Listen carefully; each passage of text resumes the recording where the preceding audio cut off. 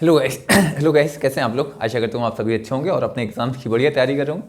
Guys, पिछले lecture में हम लोग ने संविधान के स्रोत को देखा था और उसके पहले के लेक्चर में हम लोग ने संविधान सभा को विस्तार से देखा था। तो आज हम लोग देखेंगे कि संविधान का जो भाग वन है, भाग वन में कौन कौन से आर्टिकल हैं। तो ये आपके एग्जाम के लिए बहुत ही इंपॉर्टेंट भाग है, तो यहाँ से क्वेश्चन पूछे जाते हैं। तो आज हम लोग शुरुआत करेंगे संविधान के भाग वन से। तो जो विद्यार्थी पहली बार इस चैनल को देख रहे हैं तो इस चैनल को सब्सक्राइब कर लीजिए। इस चैनल पे हम लोग का जितना भी अभी जो वीडियो लेखपाल के लिए हम लोग पॉलिटी पढ़ा रहे हैं, उसके बाद हम लोग जितना भी जीके वाला पोर्शन होगा उसे मैं कंप्लीट कराऊंगा, और जितना भी हिंदी वाला पोर्शन होगा उसे मीना मैम कंप्लीट कराएंगे, और जितना भी करंट अफेयर्स व यूपी वाला जितना भी सेक्शन हो गया उसे अंजू मैम कंप्लीट कराएंगे। तो आज हम लोग पॉलिटी में संविधान के भाग वन से शुरुआत करते हैं। तो संविधान के भाग वन पहले देखते हैं कि संविधान का जो भाग वन है वह किसके बारे में है। संविधान का भाग वन संघ व राज्य क्षेत्र के बारे में, संघ व राज्य क्षेत्र के बारे में प्रावधान किए गए हैं। तो अब हम लोग देखेंगे कि राज्य क्षेत्र का मतलब क्या होता है। तो आपको एक एक टर्म्स का मतलब समझ में आ जाएगा, तो आपको फिर याद करने में कोई दिक्कत नहीं होगी। तो राज्य क्षेत्र का मतलब क्या होता है। तो राज्य क्षेत्र में तीन भूभाग शामिल होते हैं। पहला तो राज्य हो गया। दूसरा क्या हो गया, केंद्र शासित प्रदेश हो गए, केंद्र शासित प्रदेश, प्लस तीसरा क्या हो गया, अर्जित किया गया भूभाग। तो भाग वन किसके बारे में है, संघ व राज्य क्षेत्र के बारे में, संघ व राज्य क्षेत्र के बारे में से संबंधित है। कौन सा भाग, भाग वन। तो और राज्य क्षेत्र का मतलब क्या होता है, राज्य क्षेत्र में क्या क्या भूभाग शामिल होते हैं, राज्य शामिल होते हैं, केंद्र शासित प्रदेश शामिल होते हैं, प्लस जो भी हम बाहर से भूभाग अर्जित करते हैं, जैसे कोई विदेशी भूमि हमने अर्जित की तो उसे भी राज्य क्षेत्र में शामिल किया जाएगा। राज्य हो गया पहला, केंद्र शासित प्रदेश हो गया दूसरा, प्लस अर्जित किया गया भूभाग। ये कोई बाहरी भूभाग होगा, विदेशी भूभाग होगा, विदेशी भूभाग होगा। तो इसमें कौन कौन से भाग आ गए, राज्य क्षेत्र में राज्य आ गए, केंद्र शासित प्रदेश आ गया, और जो विदेशी भूभाग आ गए उसे राज्य क्षेत्र में शामिल किया जाएगा। तो ये राज्य क्षेत्र का मतलब आप लोगों को समझ में आ गया होगा। अब हम लोग देखते हैं कि आर्टिकल फर्स्ट में क्या क्या प्रावधान किया गया है। तो ये आपको याद रखना है कि संविधान का भाग वन किसके बारे में, संघ व राज्य क्षेत्र के बारे में। अभी हम लोग संघ के बारे में देखेंगे, पहले हम लोग राज्य क्षेत्र के बारे में समझ लिया। अब हम लोग देखते हैं आर्टिकल वन में क्या प्रावधान है, और ये आर्टिकल आप लोग नोट कर, आर्टिकल वन से लेकर आर्टिकल फोर्थ तक ये भाग वन में कितने आर्टिकल हैं, ये आर्टिकल 1 से लेकर आर्टिकल 4 तक भाग वन में उल्लेख किया गया है। अब हम लोग देखते हैं आर्टिकल फर्स्ट। तो आर्टिकल फर्स्ट आप लोग के एग्जाम के लिए बहुत ही इंपॉर्टेंट है। यहाँ से क्वेश्चन हर एग्जाम में पूछा जाता है, चाहे वो वीडियो हो, लेखपाल हो, लोअर पीसीएस हो, पीसीएस हो, हर एग्जाम में आर्टिकल फर्स्ट सेकंड थर्ड यहाँ से एक क्वेश्चन आता ही आता है। तो आर्टिकल फर्स्ट देखते हैं क्या है। आर्टिकल फर्स्ट है इंडिया अर्थात भारत, इंडिया अर्थात भारत राज्यों का संघ है। तो इंडिया का, तो राज्य वन के, तो आर्टिकल वन फर्स्ट क्या हो गया,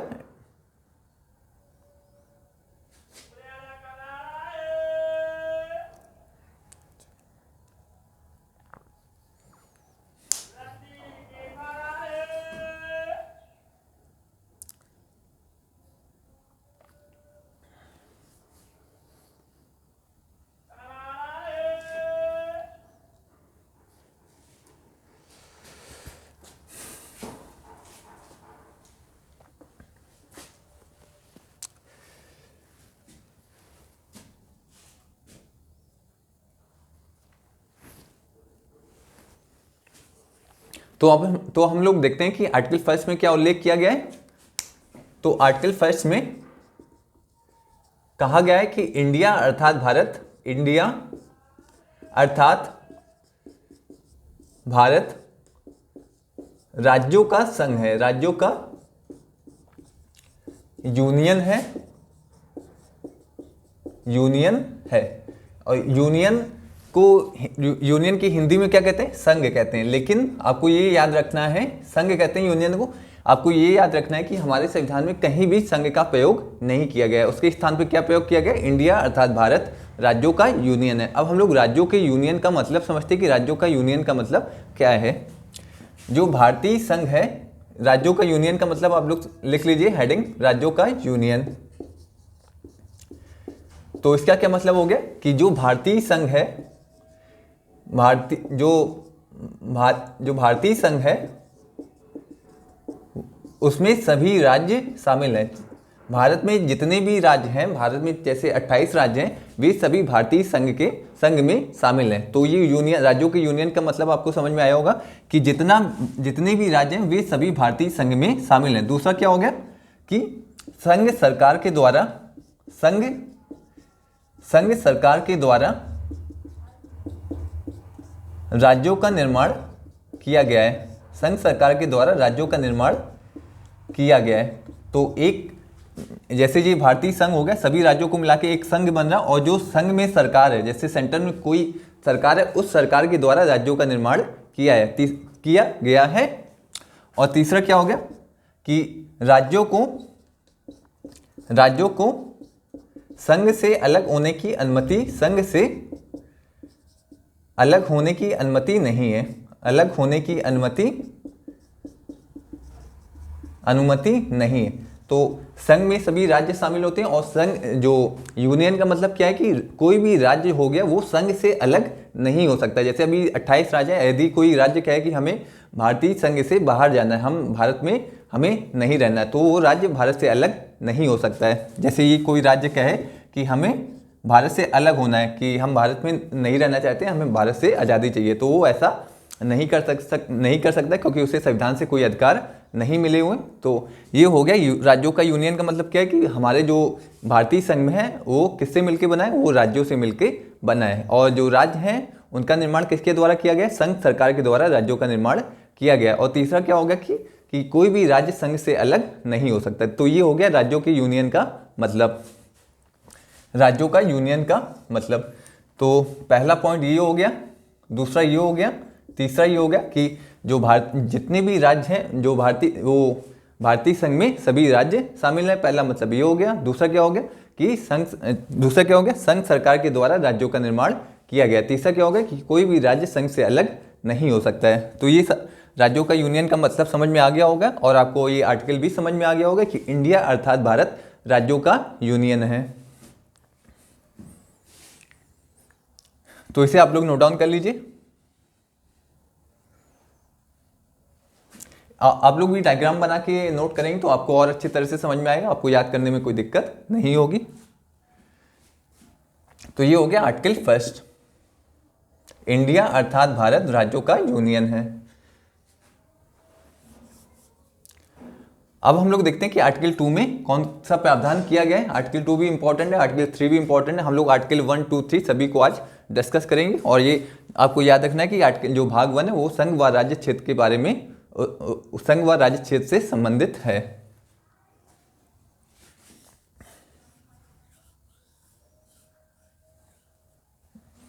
भारतीय संघ में सभी राज्य शामिल हैं, सभी राज्य शामिल हैं।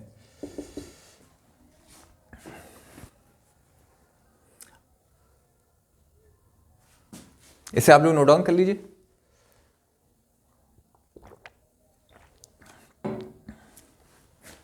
अब हम लोग देखते हैं आर्टिकल 2।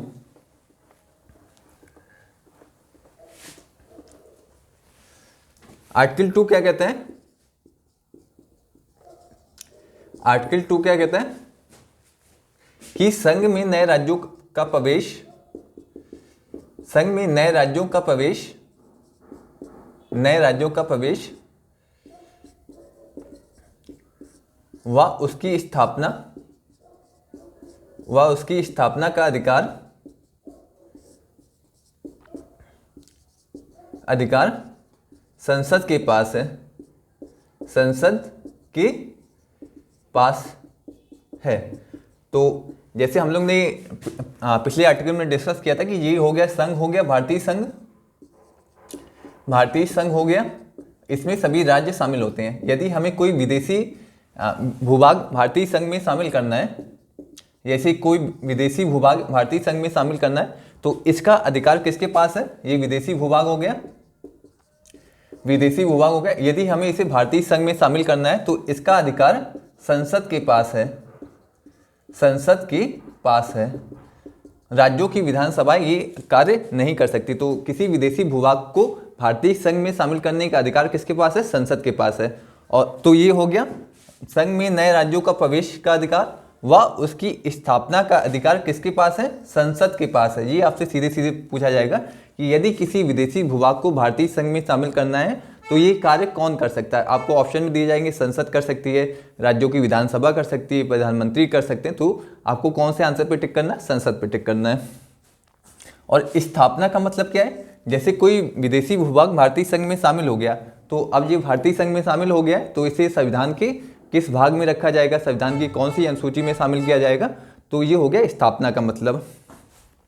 स्थापना का मतलब क्या है कि उसे संविधान के किस भाग में रखा जाएगा, संविधान के किस भाग में रखा जाएगा, किस भाग में रखा जाएगा, संविधान में कहाँ कहाँ रखा जाएगा, ये लिख लीजिए, संविधान में कहाँ कहाँ रखा जाएगा।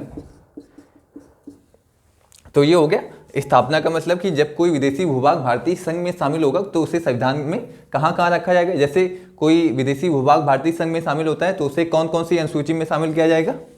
उसे जैसे कोई विदेशी भूभाग भारतीय संघ में शामिल हो रहा है तो उसे पहली अनुसूची में शामिल किया जाएगा, पहली अनुसूची में, फिर उसके बाद उसे चौथी अनुसूची में शामिल किया जाएगा। चौथी अनुसूची में क्या दिया गया है? पहली अनुसूची किससे संबंधित है? पहली अनुसूची में जितने भी भारत के सभी राज्य हैं उन सभी राज्यों के नामों का उल्लेख है। तो यदि कोई विदेशी भूभाग भारतीय संघ में शामिल होता है तो उसके नाम को भी पहली सूची में शामिल किया जाएगा। पहली सूची में क्या है? पहली अनुसूची में सभी राज्यों के नाम का उल्लेख है, सभी राज्यों के नाम का उल्लेख है। तो जब भी कोई विदेशी भूभाग भारतीय संघ में शामिल होगा तो उसके नाम को भी अनुसूची 1 में शामिल करना पड़ेगा क्योंकि वो भारतीय संघ में अब शामिल हो गया है। और चौथी अनुसूची में क्या है? राज्यसभा के लिए सीटों की जानकारी किसमें मिलती है? सीटों की जानकारी। तो राज्यसभा के लिए सीटों की जानकारी किसमें मिलती है? चौथी अनुसूची में मिलती है। तो जब भी कोई राज्य नया भारतीय संघ में शामिल होगा तो उसे पहली सूची में उसका नाम शामिल करना पड़ेगा और उसे चौथी सूची में उसका नाम शामिल करना पड़ेगा। तो क्योंकि नया राज्य है तो उसको उसके नाम की भी जानकारी कहाँ पे होगी? पहली अनुसूची में। और उसके लिए जितनी भी राज्यसभा के लिए सीटें आवंटित की जाएगी तो उसकी जानकारी कहाँ पे मिलेगी? चौथी अनुसूची में उसकी जानकारी मिलेगी। तो ये हो गया कि आर्टिकल 2 क्या होता है। आर्टिकल 2 में क्या प्रावधान है कि जैसे जब कोई भी भूभाग भारतीय संघ में शामिल किया जाएगा तो उसका अधिकार किसके पास है? संसद के पास है। और उसकी स्थापना का अधिकार भी संसद के पास है। तो ये हो गया आर्टिकल 2। इसे आप लोग नोट डाउन कर लीजिए। गाइस पॉलिटी में आपका कोई भी क्वेश्चन गलत नहीं होगा, बस आप लोग जितना भी हम लोग पॉलिटी पढ़ा रहे हैं बस उसको पॉइंट टू पॉइंट आप लोग ऐसे ही नोट करिए और रिवाइज करते रहिए, जिससे आपको आप जब भी एग्जाम देने जाएं तो आपको कोई भी कंफ्यूजन ना हो। आप लोग बहुत ही अच्छे ढंग से रिवाइज करिए।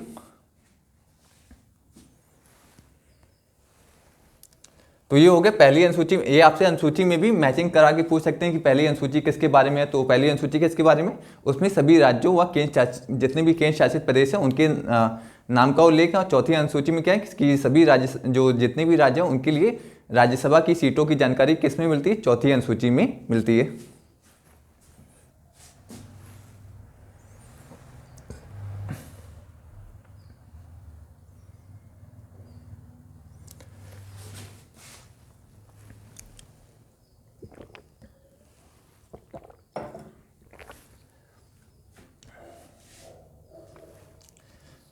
तो ये संसद के पास है। किसी भूभाग को यदि किसी विदेशी भूभाग को भारतीय संघ में शामिल करना, ये क्या हो गया, भारतीय संघ हो गया।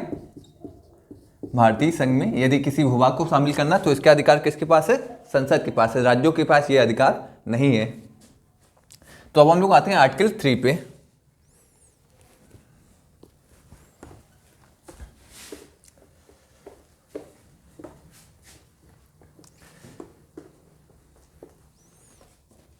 आर्टिकल 3 क्या कहता है, आर्टिकल 3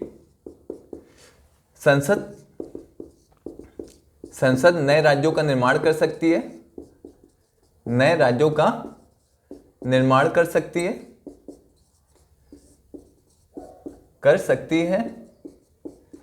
राज्यों की क्षेत्रफल में परिवर्तन कर सकती है, राज्यों की क्षेत्रफल में परिवर्तन कर सकती है, राज्यों के नाम में परिवर्तन कर सकती है, राज्यों के नाम में, राज्यों की क्षेत्रफल में, राज्यों के नाम में, राज्यों की सीमा में, राज्यों की सीमा में परिवर्तन कर सकती है। तो ये अधिकार किसके पास है, संसद नए राज्य। आर्टिकल 3 में क्या प्रावधान किया गया है कि संसद नए राज्यों का निर्माण कर सकती है, संसद राज्यों के क्षेत्रफल में परिवर्तन कर सकती है, राज्यों की सीमा में परिवर्तन कर सकती है, और राज्यों के नाम में परिवर्तन करने का अधिकार किसके पास है, संसद के पास है। तो यदि जैसे एग्जाम्पल लेते हैं कि यदि उत्तर प्रदेश है, यदि उत्तर प्रदेश के कोई क्षेत्रफल में परिवर्तन करना है, कोई नाम में परिवर्तन करना है, कोई सीमा में परिवर्तन करना है, तो ये अधिकार किसके पास है, ये अधिकार है संसद के पास। संसद के पास ये अधिकार है, राज्यों की विधायिकाओं के पास ये अधिकार नहीं है। यदि उत्तर प्रदेश का नाम कुछ और बदल के रखना है तो ये अधिकार किसके पास है, संसद के पास है। लेकिन यदि राज्यों की राजधानियों के नाम में, जैसे उत्तर प्रदेश की राजधानी लखनऊ है, यदि इसके नाम में कोई परिवर्तन करना है तो इसका अधिकार राज्यों के पास है। राज्य किसी भी जिले का नाम बदल सकते हैं, ये अधिकार राज्यों के पास है। लेकिन यदि राज्यों के नाम में परिवर्तन करना होगा तो ये अधिकार किसके पास है, ये अधिकार संसद के पास है। जैसे उत्तर प्रदेश का नाम यदि कुछ भी करना है, संयुक्त प्रांत करना है, तो ये अधिकार किसके पास है, ये अधिकार संसद के पास है। संसद किसी भी राज्य का नाम बदल सकती है, उसके क्षेत्रफल में परिवर्तन कर सकती है, उसकी सीमा में परिवर्तन कर सकती है।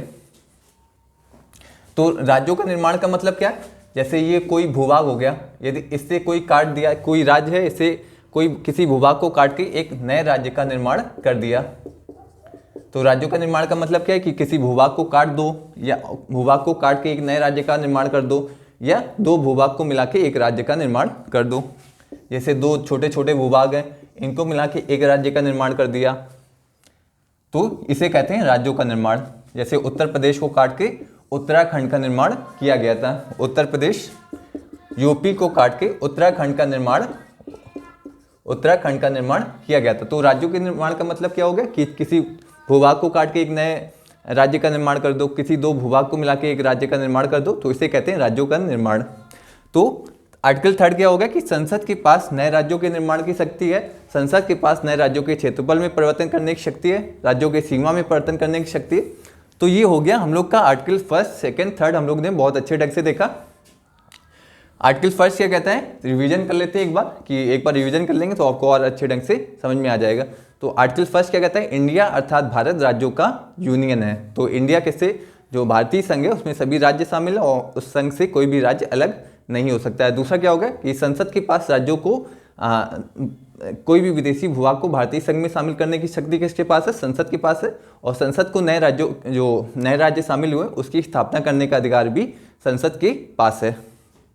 तो आर्टिकल 3 क्या हो गया कि संसद के पास राज्यों के निर्माण करने की शक्ति है, राज्यों के नाम में परिवर्तन करने की शक्ति है, राज्यों के क्षेत्रफल में परिवर्तन करने की शक्ति है, और राज्यों की सीमा में परिवर्तन करने की शक्ति किसके पास है, संसद के पास है। आपको ये याद रखना है कि संसद के पास ये अधिकार है।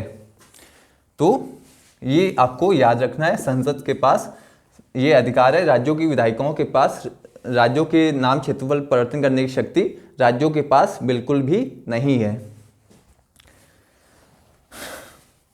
तो ये हो गया आर्टिकल 3 हो गया, और 1st, 2nd, 3rd हम लोग ने देख लिया है। तो आर्टिकल 4 इतना इंपॉर्टेंट नहीं है, तो आपके लिए आर्टिकल 1st, 2nd, 3rd बहुत इंपॉर्टेंट है।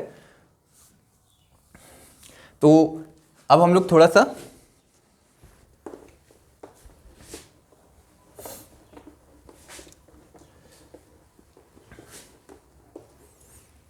तो ये हो गया भारतीय संघ हो गया, भारतीय संघ में सभी राज्य शामिल होते हैं, ये हो गया भारतीय संघ, ये हो गया भारतीय संघ। तो भारतीय संघ का, संघ से कोई भी राज्य अलग नहीं हो सकता, ये हम लोगों ने आर्टिकल फर्स्ट में पढ़ा। और आर्टिकल थर्ड में क्या पढ़ा कि राज्यों का विखंडन, आर्टिकल थर्ड क्या कहता है, राज्यों का विखंडन किया जा सकता है। कौन कर सकता है, संसद कर सकती है, आर्टिकल थर्ड। और आर्टिकल फर्स्ट क्या कहता है कि भारतीय संघ में सभी राज्य शामिल हैं। तो भारतीय संघ का विखंडन नहीं हो सकता, तो संघ से कोई भी राज्य अलग नहीं हो सकता, लेकिन राज्यों का विखंडन किया जा सकता है। इसलिए भारत को क्या कहते हैं, विनाशी राज्यों का अविनाशी संघ। तो भारत को क्या कहते हैं, एक मिनट, भारत को क्या कहते हैं, विनाशी राज्यों का